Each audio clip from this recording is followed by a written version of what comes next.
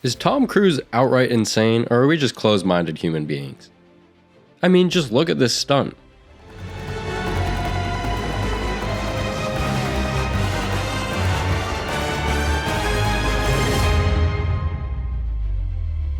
And even after completing the stunt, he had the balls to say this. Thanks, mate. I think I can hold to the bike a little longer. This alone proves he's somewhat insane. Okay, maybe he's not actually insane, like the psychopathic insane, but he's clearly fearless and not afraid of a challenge, even if that means putting his life on the line for a movie stunt. Whether he's holding onto the side of a plane, or scaling the Burj Khalifa, which is the world's tallest building, or scaling a mountain just for the introduction scene of Mission Impossible 2. This man clearly does it all, but does it make him insane? Well, let's talk about it. Some people question his normality as he said some questionable things in the past, such as this interview from an appearance on The Letterman Show. On oxygen, I had to descend because I didn't have enough oxygen. So I had a passenger in the back, so we figured out, you know, me and the co-pilot, that if we turned the oxygen off in the back guy, that we could make it at this altitude. But I'd argue this is just him having some lighthearted fun. Although some people got a little uncomfortable and he just couldn't stop laughing. I don't know what happened when you turned his oxygen off. He was very quiet. He felt. He fell asleep. He fell asleep. He slept the whole way. Okay, now that was kind of hard to watch, but I'd like to hear what you guys think. Let me know in the comments if you think this is completely weird or if he's just having some fun. I'm feeling the force of the wind hit me. Okay, let's put the attention back onto his insane stunts. Believe it or not, he actually held onto the side of a plane for the movie Mission Impossible.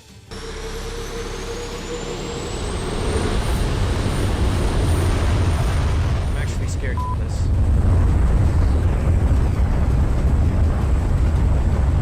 For this stunt, he's actually tied onto the plane with a metal rope that we're unable to see.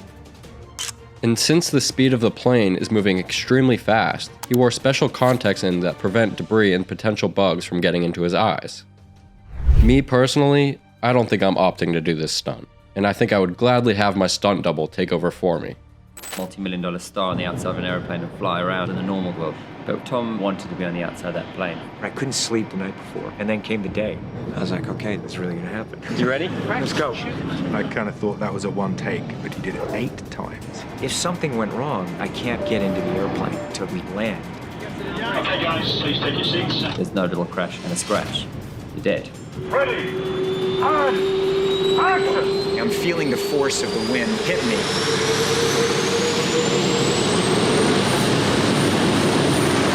Alright, let's cover another one of his insane stunts. This one here took place on the side of the world's tallest building, the Burj Khalifa, located in Dubai. 1.5 above the earth on the tallest building on the planet, the Burj Khalifa in Dubai, and we're filming a scene where Tom Cruise is climbing on the outside of the building. This scene required a team of professional stunt coordinators and safety experts that ultimately had the final say if he could conduct the stunt or not. In order to prevent a potential accident, Cruise wore a harness and other equipment throughout the stunt. The scene also included the use of some CGI in order to enhance the visuals and create seamless transitions, as well as to ensure the safety of their overall production. Would you hold your breath for underwater? 6.5 minutes. Good, right? Those takes underwater because it took from the time you get rid of the regulator, get rid of the bubbles, get on the side, and we wanted to do it in one shot. So they were very, very long shots. So these takes took, you know, I'd have to hold it consistently, you know, safely up to 4 minutes almost for every take. Almost to the point of why bother?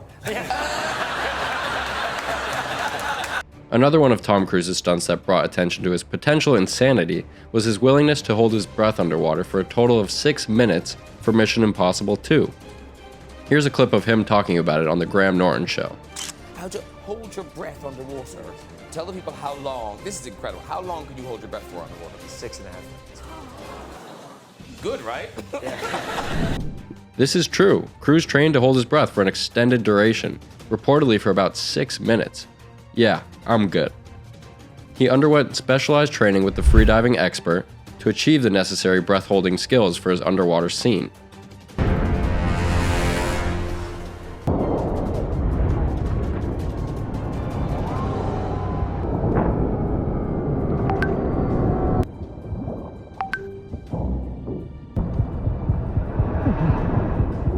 However, the scene itself involved clever editing and cuts, allowing for breaks and adjustments that make it appear as if Cruise is actually holding his breath continuously. But don't get me wrong, this is still an amazing feat and something I wouldn't dare try doing. Unlike Tom Cruise, I like to breathe. And I trained for a long time to the point when I finished the sequence, there'd be times I'd be sitting there talking in meetings and I wouldn't breathe. I realized I am not breathing and I had to turn my autonomic system back on to breathing. That's bad. That's bad. This is a bit insane, but I've got to respect it because at the end of the day, he's sacrificing his well-being in order to entertain us as an audience. That was a little, I did that, so I'm done with that. But actually, Jude, though. No, stop it. Now, this guy is all of us, meaning more normal. Stop it. No, you were in the young. First the running. No, stop it. In the young Pope, you do hold your breath. For about 40 seconds, yeah. It was quite a long time. It was no 6.5 minutes, but it was a long time. Yeah, it's no 6.5 minutes. Thank you. At the end of the day, I don't think Tom Cruise is necessarily crazy per se, but I would definitely make the argument that he's not like most people. In the comments, I'm curious to hear what you guys think. Either leave the word sane or insane to let me know. If you guys enjoyed this video, I'd really appreciate if you could leave a like or even subscribe. Your support to this channel means more than you know, as we're just trying to get our feet off the ground here at Screen Therapy. And with that, we hope you guys have a great rest of your day.